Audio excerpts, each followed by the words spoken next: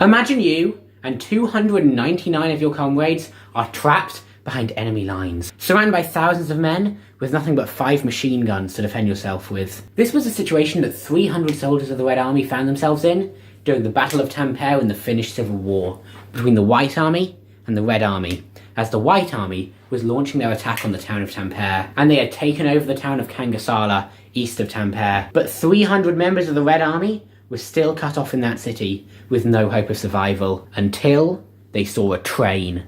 It wasn't an army train, it was a civilian train, but it was their one hope of getting out of this alive. They put sandbags on the train to absorb the bullet shocks, and they mounted their 5 machine guns onto the train to shoot back. Then, they repaired the train tracks and got on their way, turning up the train to full speed and just Max Verstappening out of there. If I was them, I probably would have just turned the speed up to 69 miles an hour for fun. The whole way back, they were shot at by the White Army.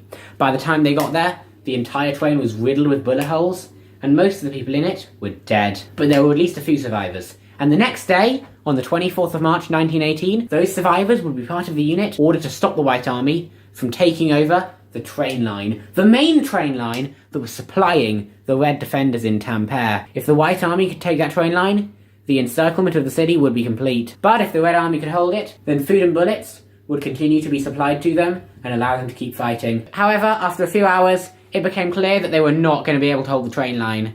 And so, the defenders who were trying to hold the train line had 2 options. They could either go south and survive, or go north and help defend the city. And they chose to escape. So the defenders, who 24 hours earlier had been trapped with no chance of living, now became some of the very, very few soldiers to escape Tampere. They escaped to the Red capital of Helsinki.